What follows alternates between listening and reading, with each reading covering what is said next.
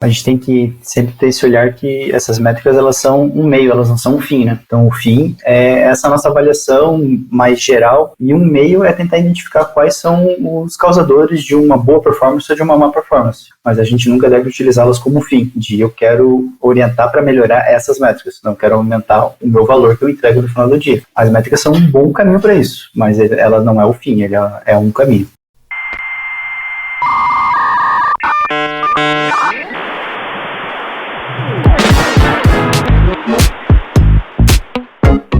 Olá, sejam bem-vindos e bem-vindas a mais um episódio do Escovando Bits, o podcast da Codecom.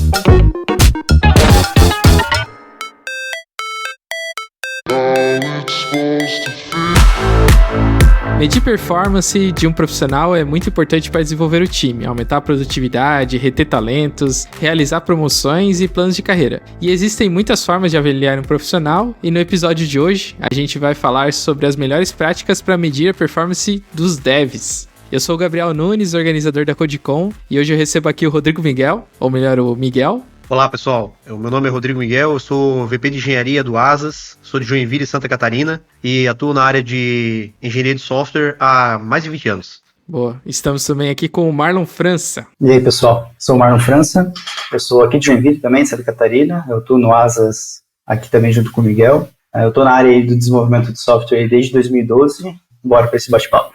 Vamos trocar uma ideia hoje sobre a experiência dos dois, em avaliar a performance de quem trabalha com o desenvolvimento e também contar pra gente como isso é feito lá no Asas, né? Mas, antes de começar a conversa, vamos fazer um jogo rápido. O jogo de hoje é o...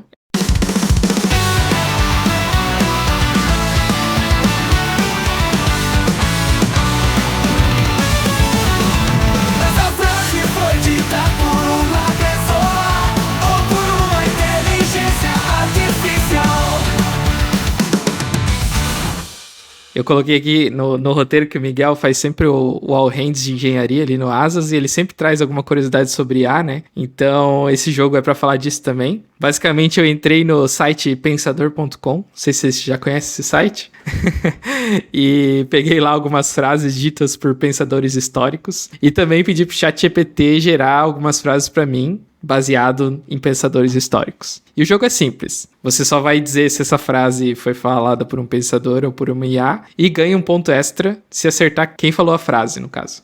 Vamos começar pelo Miguel. Deixa eu abrir aqui a minha colinha, peraí. Logo que, numa inovação, nos mostra alguma coisa de antigo, ficamos sossegados. Essa frase foi dita por um humano ou por uma IA? Eu acho que foi dita por um humano. Boa. E que humano você acha que foi? Não faço ideia. Chuta aí um pensador aí. Um pensador? Pensadora. Não sei, vou passar. Não vou chutar, não. Tá. Você acertou, foi uma frase dita por um humano e é uma frase do Nietzsche. Olha aí. Olha só, agora vamos pro Marlon. Eu não ia acertar. Não ia acertar. Tá, Marlon, a sua frase é assim, ó. A beleza é efêmera, mas a verdadeira grandeza reside na alma, onde o tempo não pode tocá-la. Muito profundo, mas eu acho que foi por um humano também. Foi por um humano? Manteria por humano. Cara, tem que ir lá pra Grécia Antiga, isso aí, eu acho.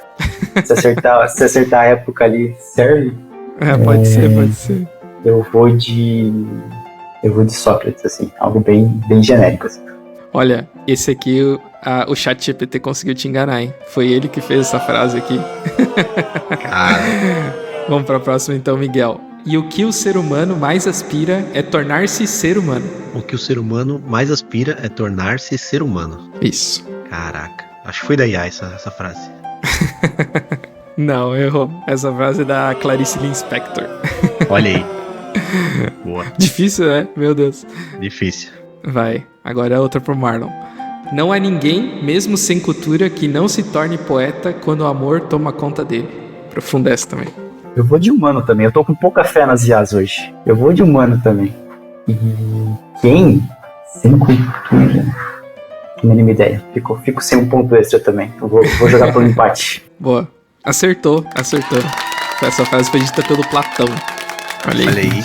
O Platão foi aquele que nunca escreveu um livro, que ele só... Ou foi o Aristóteles, não lembro. Um dos dois, não... Um escreveu o livro sobre o outro, né? Não sei, faz muito tempo. Não lembro. Tem nada escrito dele, só o que escreveram sobre ele, né? Ah, pode crer.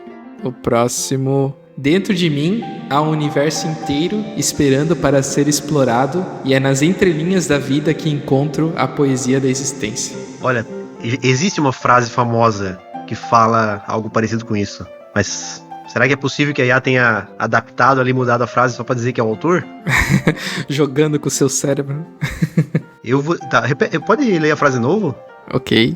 Dentro de mim há um universo inteiro esperando para ser explorado, e é nas entrelinhas da vida que encontro a poesia da existência. Parece uma coisa dita por um pintor, assim, não? Pode ser, né? Eu vou dizer que é um ser humano. Boa. Tem algum chute? De quem? Sei lá. Carl Sagan. Sei lá. Não é, certamente não é. Não, errou de novo. Essa foi mais uma feita por uma IA. Aí, ó. Boa, agora pro Marlon. Os homens de poucas palavras são os melhores. Isso é uma verdade. Eu acho que é uma verdade dita por uma IA. Acho que a IA, essa tem sucinta como a IA seria. Pior que eu acho que tu errou aí, porque a IA nunca é sucinta, né? Ah, é verdade. É verdade. Pior que errou mesmo. Essa frase é do Shakespeare, William Shakespeare. Agora a última aí pro Miguel. Nos férteis campos da consciência humana, as sementes do conhecimento brotam, cultivando os jardins do progresso. Ah, essa é de IA, essa aí. Acertou, essa é de IA.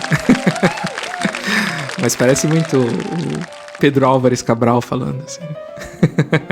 É que não pareceu uma frase memorável, assim, sabe? Pra destacar, assim, né? Pode ser. Agora a última pro Marlon. Então até agora o Miguel fez 2 pontos, né? E o Marlon fez 1, né? Agora a última pro Marlon. Vou acertar até a pessoa agora. Eu vou acertar até a pessoa pra poder virar o jogo. Eu sou meio competitivo. Se for a IA, tem que falar qual é a versão do bot. Pode ser. Não, vamos fazer assim, ó. Se o Marlon acertar a pessoa, ele ganha 1 milhão de pontos pra desempatar. Vamos lá. A arte de escutar é como uma luz que dissipa a escuridão da ignorância. Eu vou de ser humano. E agora eu vou escolher um escritor. Eu vou de Drummond de Andrade. Acertou que é ser humano, mas errou quem falou. Quem falou isso foi o Dalai Lama. E é isso, então a gente empatou, infelizmente, né? Não tivemos ninguém com 1 milhão de pontos, foram 2-2.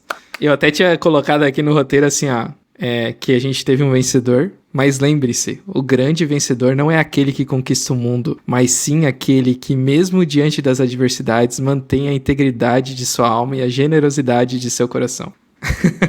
Foi o ChatGPT que fez pra mim também.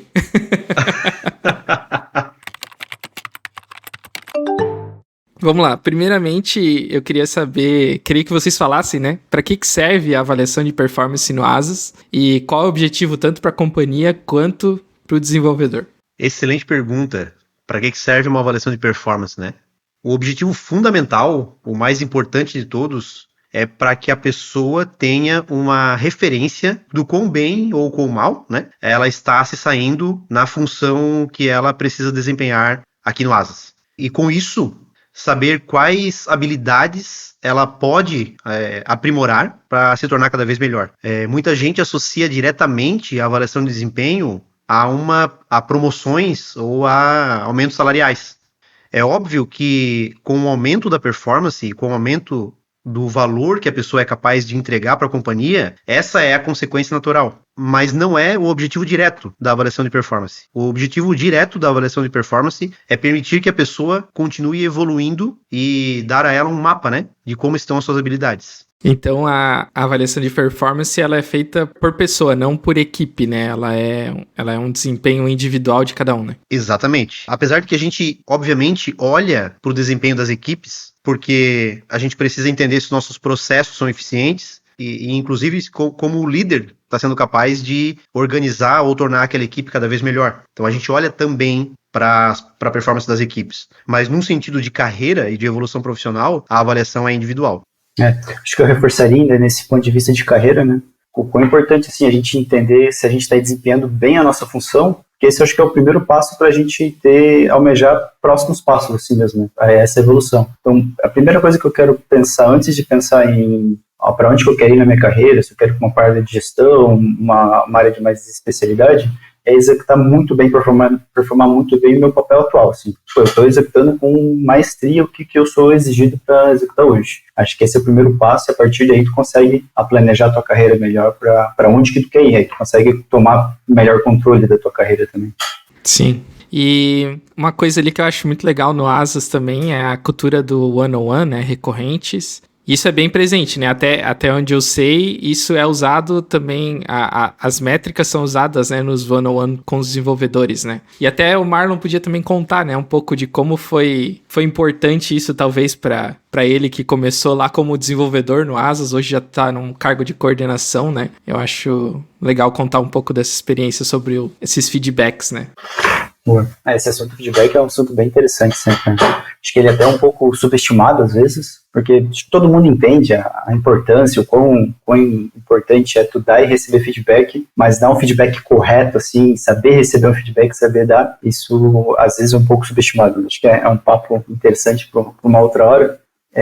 Sobre aqui no Asas, né? Eu entrei no Asas há quase 7 anos e costumo dizer que o Asas era uma outra empresa, né? Era uma outra empresa. A engenharia do Asas não tinha mais do que 7, 8 pessoas, então esses feedbacks eles aconteciam de uma maneira bem mais natural. Então, quando o Chagas, o nosso CTO, precisava cobrar alguma coisa, ele já puxava de lado e já dava a orientação que precisava ser feito. As celebrações de vitórias eram feitas de uma maneira bem mais natural, assim. Só que a empresa foi crescendo, a engenharia foi crescendo, e a gente começou a ver a necessidade de estruturar alguns rituais, e o one-on-one, esses one-on-ones recorrentes foram um deles, né? Então hoje não só a engenharia, como a empresa inteira faz one-on-ones recorrentes. Então, via de regra, a cada 2 semanas, assim, que a gente procura fazer, que é um espaço, assim, agendado, organizado na agenda do líder, liderado, já o combinado, para ter um bate-papo mesmo. Então, tem uma parte profissional de mentoria que é bem importante no ano, mas até uma parte um bate-papo até fora desse âmbito profissional, para criar esse vínculo, criar esse laço entre líder e liderado, que é importante no dia a dia, assim, quebrar algumas barreiras, criar um laço de intimidade, e no dia a dia, às vezes, para poder dar daí um feedback um pouco mais duro, é até interessante, porque tu já tem esse vínculo. Então, hoje aqui no Asas a gente tem essa cultura, né, de conseguir fazer esses feedbacks bem recorrentes, onde a gente procura balancear, a gente sempre incentiva muito que o liderado ele tome as rédeas dessa conversa, né, desse momento. Então, o que eu procuro fazer, o que me ajudou bastante a fazer, né, é trazer assim para o líder problemas, dificuldades, alguns desafios que eu tive nas minhas 2, 3 últimas semanas e discutir com o líder, então, postura, atuações, o que eu posso continuar fazendo, o que eu poderia ter feito diferente para superar esses desafios, assim. Eu acho que é um momento que tu não tá ali no meio do problema, talvez o problema já tenha passado, e tu consegue olhar para trás e fazer algumas reflexões, tirar alguns aprendizados. Eu acho que o one-on-one me ajudou muito nisso, saber utilizar como liderado, saber como utilizar essa conversa para poder realmente receber esses feedbacks e ganhar esses aprendizados. Quer pontuar alguma coisa, Miguel? Bom, acho assim, se eu tivesse que escolher apenas uma ferramenta de gestão para continuar usando e largar todas as outras, a que eu escolheria seriam as one-on-ones, né? Porque é a maneira de você ficar muito, muito próximo do time que você está liderando, ouvindo diretamente das pessoas que estão executando ali a missão, né? Então, isso é do ponto de vista do líder, né? E do ponto de vista do liderado, eu acredito que tem a mesma importância, né? Porque ao invés de você simplesmente ser um tirador de pedido, né? Pega o próximo card ali do Kanban, executa, entrega e vai pro próximo, né? A one-on-one te permite escutar diretamente do líder quais são as coisas importantes, por que elas importam, qual é a estratégia, né? E tá envolvido em algo maior que tem um propósito, ao invés de pensar apenas em entregar PR, falando aqui de dev, né? Ainda sobre o tema ali, o one-on-one, fazendo um marco assim, junto com essa cultura do one-on-one, acho que é algo que colabora muito e cria uma dinâmica muito interessante na nossa cultura de revisão de código. Na nossa cultura de revisão de código, o líder tem essa oportunidade de passar vários feedbacks também, de qualidade daquilo que está sendo entregue. E esse feedback ele é muito importante, né? É um feedback diário, sistemático, mas ele é um feedback muito mais naquele contexto, daquele trecho de código, como melhorar aquele PR. E aí, através de vários dias, com uma análise um pouco mais estratégica de problemas recorrentes, o líder consegue abstrair isso, né, consegue estruturar, e aí trazendo um one-on-one, algo um pouco mais bem definido, mais estruturado, como feedback do que poderia estar fazendo para esses erros recorrentes passarem a diminuir. Então, é discutido os pontos específicos, e ali também é feito um plano de ação para realmente reduzir aquilo, evoluir, melhorar é um quesito importante. Então, acho que é uma dupla, né, uma dinâmica de duas atividades que elas se complementam nesse quesito de feedbacks. Até eu tinha colocado uma das perguntas aqui para falar sobre qualidade do código, né? Por exemplo, analisar legibilidade, eficiência, segurança. Isso tudo não tem muito como metrificar, né? Ou tem? O Asas usa alguma ferramenta hoje que ajuda nessa tomada de decisão, assim? Ou é mais no acompanhamento, assim, do dia a dia dos PRs?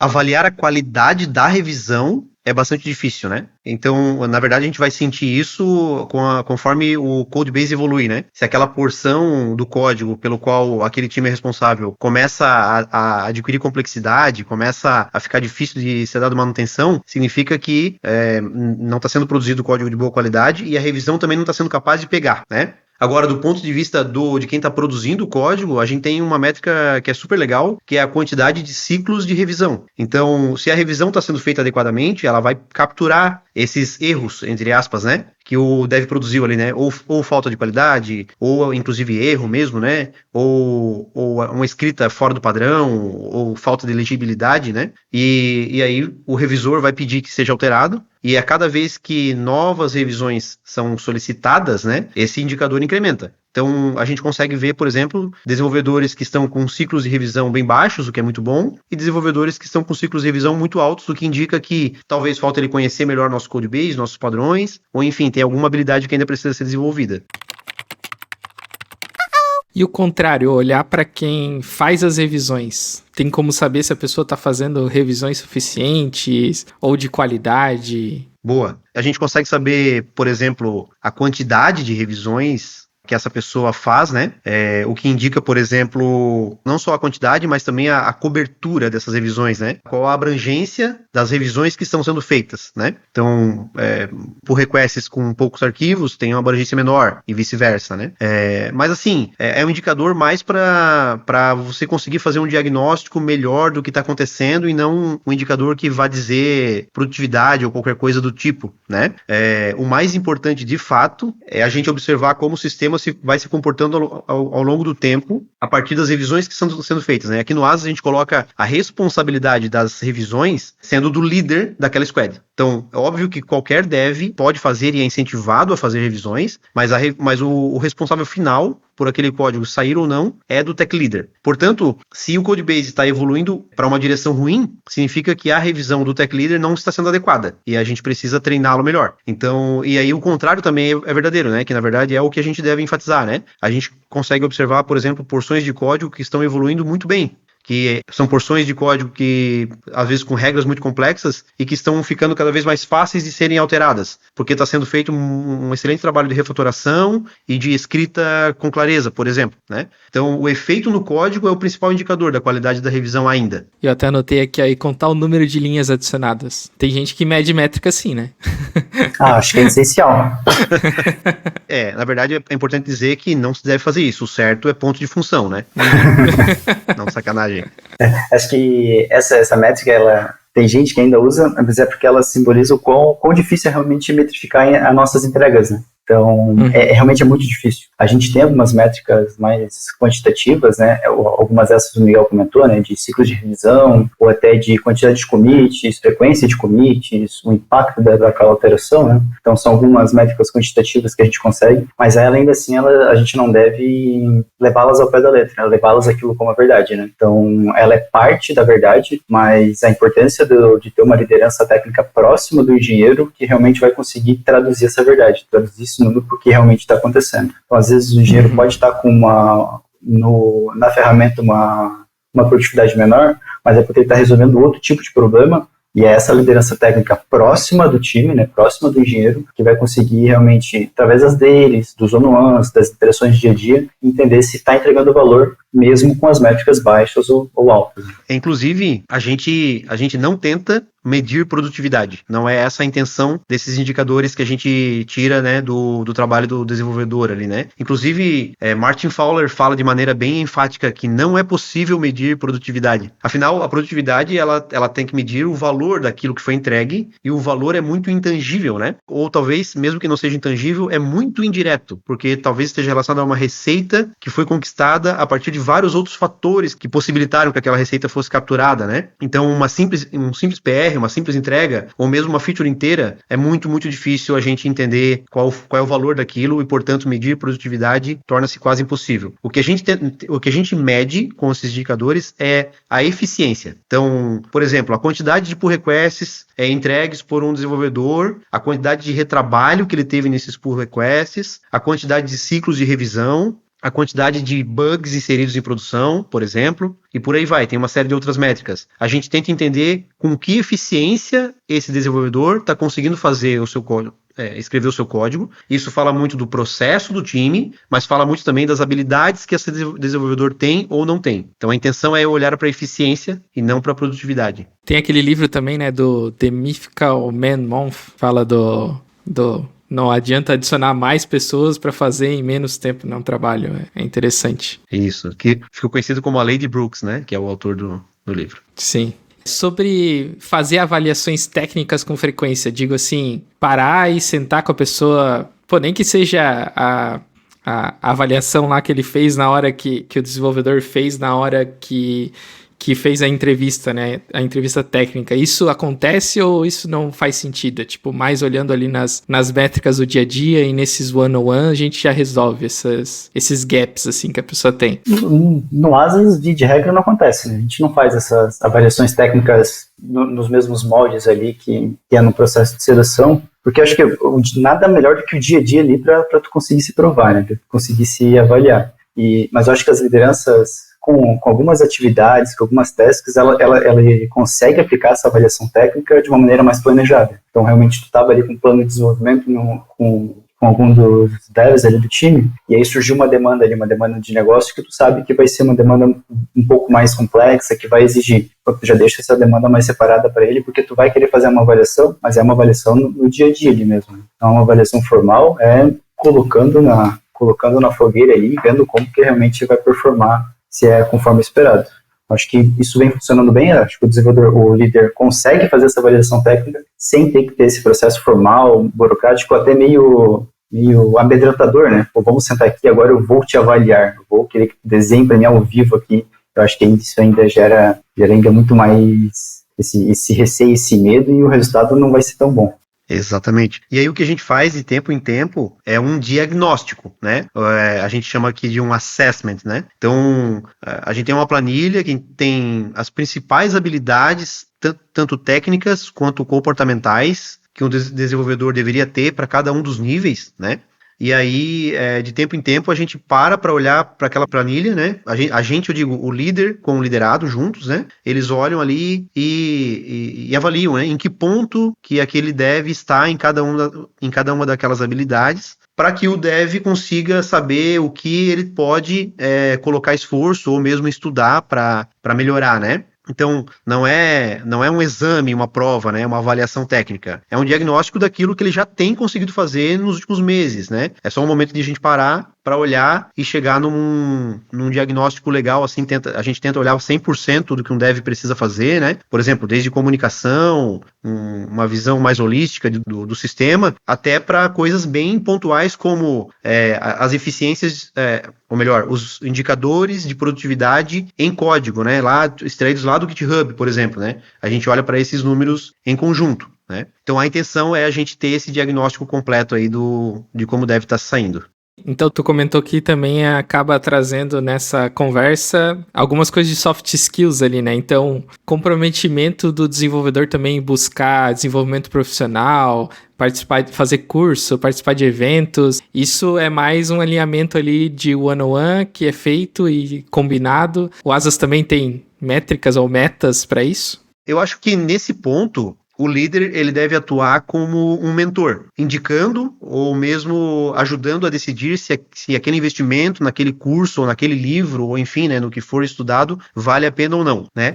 E aí, às vezes a gente até coloca como acompanhamento, né? A gente tem um programa aqui chamado Plano de Voo, em que a pessoa coloca ali 1, 2 ou 3 metas que ela quer entregar nos próximos 6 meses, né? E ela pode colocar ali, por exemplo, algum curso, alguma especialidade, algum conhecimento que ela vai adquirir nesse tempo, né? Mas um ponto que eu gosto sempre de enfatizar é que isso é uma responsabilidade da pessoa, não é do Asas e não é do líder. Né? Então o líder ele executa o papel de mentor ali, né? Mas quem deve buscar, inclusive ter o interesse de buscar e decidir o que buscar, né? É a própria pessoa. Afinal, é um investimento em cima dela mesma, né?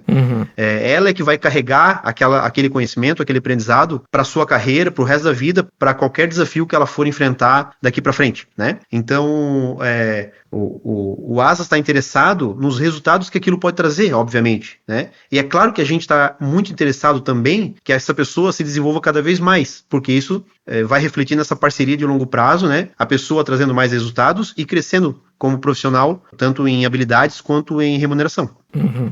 Muito bom, acho que o ponto é bem esse, né? A gente não procura avaliar nesse aspecto, né? Vamos avaliar se a pessoa realmente tem esse interesse em desenvolvimento pessoal. Acho que seria até um pouco injusto. Cada um sabe no seu tempo livre o que realmente precisa e pode fazer, mas eu, nessa visão de mentoria, eu sempre vejo com ótimos olhos quem realmente procura fazer isso, assim. E eu procuro dar um depoimento, né? Que onde os momentos da minha carreira onde eu identifiquei os meus maiores saltos profissionais foram momentos que eu pude investir em desenvolvimento. Então, nem sempre naquilo que tu estava aplicando na empresa, né? Então, a mesma linguagem, mesmo framework, às vezes em paradigmas diferentes, mas tu aprende alguns princípios que tu no futuro consegue aplicar, e foram na minha carreira, né, tanto técnico ou até soft skills, na minha carreira foram esses saltos de profissional que eu tive, foram momentos que eu pude utilizar essas habilidades, que não foram habilidades do dia a dia, foram habilidades que eu busquei fora, e eu vi que isso foi muito produtivo para minha carreira, e tento sugerir, indicar para todo mundo que possa fazer isso, porque eu acho que tem um benefício gigante. Tem a parte do treino e a parte do jogo, né? Quando tu tá treinando em casa, tu consegue realmente tomar o teu tempo, tomar a tua abordagem. Ali no dia a dia de empresa, tu tá em dia de jogo, né? Ali tem outro ritmo, tem outras expectativas. Eu acho que tu conseguir separar isso e aplicar o que tu treinou no jogo vai ser ter muito benefício. You've got mail. O Miguel falou um pouco também sobre analisar bugs que foram para produção, por exemplo. Essas métricas mais negativas, assim, bugs, refatoração, atraso na entrega, incidente, como lidar com isso porque, tipo, falar de métrica ali... tu não tá bem nessa métrica aqui, ok, mas às vezes a pessoa tá, sei lá, travada ali, numa mesma semana ela bota uns 2 bugs em produção, 3. Como, tipo, lidar com isso, assim, com o desenvolvedor? Como tratar? Daí tem que ter um acompanhamento mais direto, no caso? Excelente pergunta. Bom, eu vejo que algumas pessoas tendem a preferir adotar uma postura mais de reforço positivo daquilo que é bom, né? E passar um pouco mais por cima das coisas que não foram tão boas, que foram ruins de fato, né? Para não gerar uma desmotivação de repente, né? Eu não vejo as coisas muito por esse ponto de vista. Eu acho que ambas as coisas precisam ser olhadas com o mesmo cuidado e com a mesma ênfase, né? Afinal, a única forma de atingir sucesso em alguma coisa é fazendo, né? E fazendo, você corre o risco de errar. E esse é o caminho do sucesso, inclusive, né? Você precisa errar algumas vezes para aprender, criar uma casca, né? E aí conseguir acertar, né? Só não erra quem não faz. Esse é o ponto. Então eu acho que é dessa forma mais racional que a gente precisa olhar para os erros e falar sobre eles abertamente, né? Afinal, ignorá-los, para mim, é o pior cenário, porque eu já cometi o problema, eu já gerei o impacto negativo com o erro, e eu não capturei o aprendizado. Então a gente precisa falar de incidentes, precisa falar de bugs, precisa falar diretamente com a pessoa que tomou a decisão, que gerou o erro, com a pessoa que criou aquele código que gerou o erro, porque a intenção não é de punir, e sim que o aprendizado aconteça. Tanto, por exemplo, para quem está assistindo, que tem a oportunidade de aprender sem ter cometido o erro, mas principalmente para a pessoa, né? Para que ela consiga trazer ali o o que motivou a ela a deixar que aquilo acontecesse, né? Será que foi um descuido? Será que foi desconhecimento? Será que foi um julgamento incorreto? É importante entender, aprender e assim todo mundo fica melhor com os erros, né? Então é óbvio que a gente não gosta de erro, a gente não quer que erros aconteçam, mas eles irão acontecer. Então o que a gente faz com isso? A gente precisa ser adulto, né? Não agir como criança, olhar para eles, encarar e aprender com aquilo. Esse é o ponto. Não tenho nem nada mais a declarar depois de um discurso desse. Acho que o Miguel conseguiu exemplificar muito bem. Não, eu ia falar até que acaba que as métricas, elas servem também um pouco como um motivador barra uma ajuda na melhoria da performance geral do time, assim, né?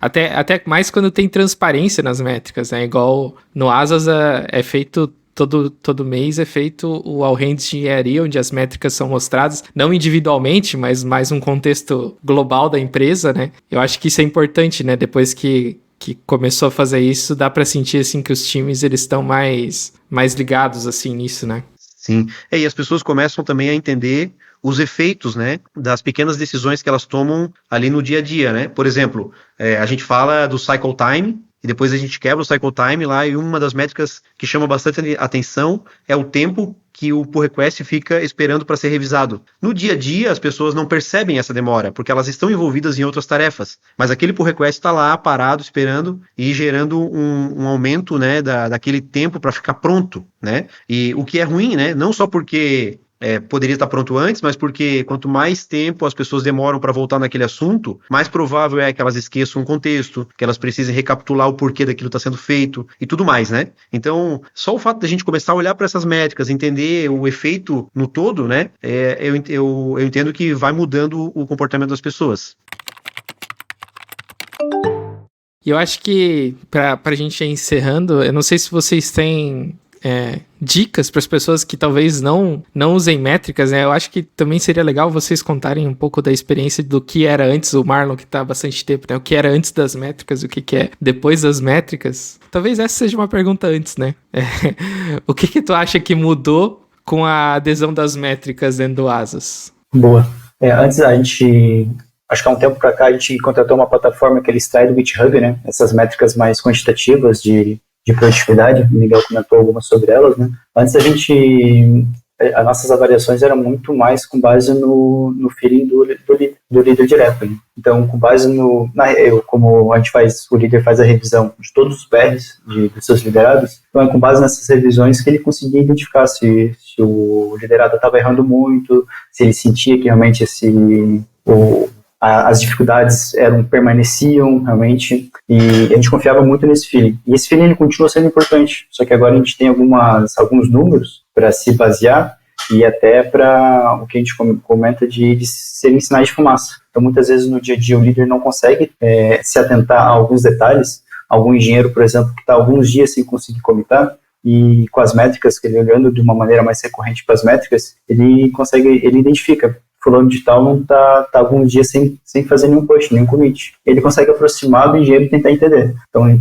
qual que é o problema que estava acontecendo naquela atividade, com base ali nas deles também pegar algumas dicas, algumas informações e atuar. Às vezes tem um problema na tarefa, às vezes tem um problema com o desenvolvedor, e assim a gente tira um pouco apenas esse feeling, que ele continua sendo muito importante, porque esse acompanhamento, o líder é o que tem mais contexto do teor da atividade, de outras atividades que o desenvolvedor vai estar também desempenhando, mas ele tem assim, um backup dos números para conseguir ser um sinal de fumaça e até também ser algumas guidelines de produtividade, como a gente estava comentando aqui já.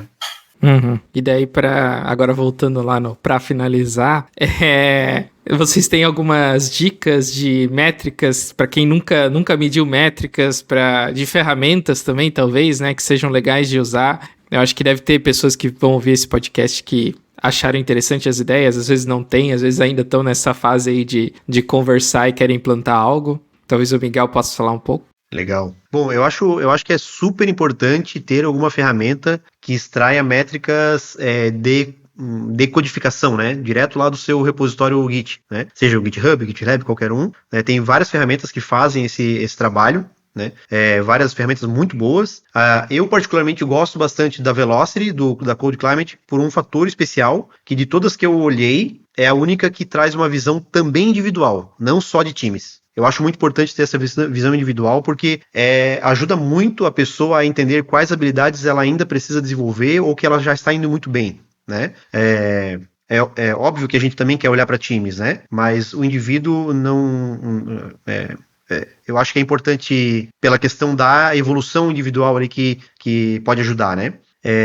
Mas quando você começa a olhar para métricas, eu acho que um ponto super importante é não transformá-las em metas. Então, quando a gente tem um assessment lá, como eu comentei, né? E lá tem um ponto referencial de onde que um sênior deveria estar em vários indicadores, né? Mas a gente precisa repetir o tempo todo que aquilo ali não é uma meta, não é um objetivo a ser alcançado, porque senão a pessoa pode forçar um comportamento que torna aquele número artificial, né? Tem algumas métricas que o comportamento forçado gera um efeito positivo. Por exemplo, a gente gosta de tamanhos de pull requests pequenos. Então a gente coloca lá que o esperado é que um pull request não passe de 200. Se a pessoa forçar um comportamento para diminuir o tamanho do PR, gera um efeito super positivo. Então, né? Então é super legal. Mas, por exemplo, número de commits, né? Número de commits pode forçar a pessoa ali a criar micro commits só para gerar número. E não é essa a ideia. A ideia é que ela mesma tenha um padrão referencial do que ela está produzindo. Não é para medir produtividade. A gente não diz que um dev é melhor porque ele tem mais commits do que o outro. Não faz sentido. Por isso que não pode ser uma meta. Sim. Eu acho que a gente tem que sempre ter esse olhar que essas métricas, elas são um meio, elas não são um fim, né? Então, o fim é essa nossa avaliação mais geral, e um meio é tentar identificar quais são os causadores de uma boa performance ou de uma má performance. Mas a gente nunca deve utilizá-las como fim, de eu quero orientar para melhorar essas métricas, não quero aumentar o meu valor que eu entrego no final do dia. As métricas são um bom caminho para isso, mas ela não é o fim, ela é um caminho. Exato. Até sobre o número de comments, acho que é legal fazer um parênteses aqui, né? Porque pode ser um pouco polêmico, né? A gente olha para commits por dia. Por qual motivo? Se eu acabei de dizer que não meço produtividade, né? Mas é porque se a pessoa consegue abordar o problema que ela quer resolver de uma maneira em que ela quebrou esse problema em micro problemas, resolvendo parte por parte, devs que conseguem fazer isso são mais produtivos do que aqueles devs que saem alterando várias porções do codebase de uma vez só, né? Até que tudo funcione, e aí gera aquele único commit do dia ou de vários dias, né? Entregando lá para a produção, né? Isso mostra muito do hábito do desenvolvedor. Então, a gente prefere que a pessoa desenvolva o hábito de quebrar o problema em partes menores, e isso leva automaticamente a pessoa a fazer mais commits durante o dia. Então o objetivo não é olhar para quanto ela produziu, e sim de que maneira que ela está abordando o problema. Porque acaba que os commits também são uma forma de segurança ali, né? De tu não perder, tipo, sei lá, deu pau no computador, perdeu tudo, né? Tem isso também. Eu acho que esse hábito de commits, ele é mais uma das métricas que elas têm como efeito colateral que mesmo se tu tentar burlar a métrica, que é o do PR size ali, o tamanho do PR, tu ganha um bom hábito. Então mesmo que, beleza, eu não deveria fazer um commit só, deveria fazer vários, mas eu já estou aqui com a minha entrega pronta, deixa eu quebrar em vários. Se tu faz isso todo dia, tu aprende a quebrar em pequenas partes, tu aprende a quebrar a tarefa menor, e isso vai se tornando algo natural para ti, e tu não vai querer mais fazer isso, né, depois de muito tempo. Tu vai começar fazendo as coisas menores, então no final ela vira um hábito saudável. Excelente ponto. Boa. Bom, gente, acho que é isso. Obrigado aí demais pelo papo. Vamos encerrando aqui que eu preciso abrir um PR para minhas métricas de novas linhas de código aqui, que aumentar, né? Valeu aí. Valeu, pessoal. Valeu, obrigadão, tchau, tchau. Gabriel.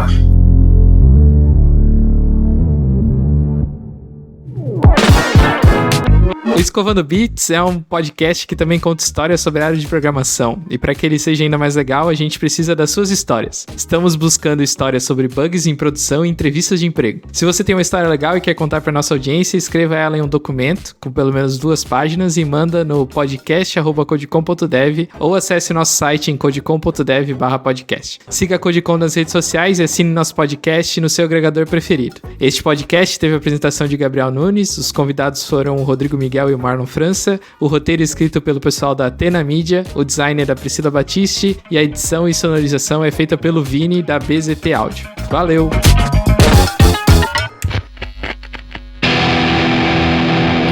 Este podcast foi editado pela BZT.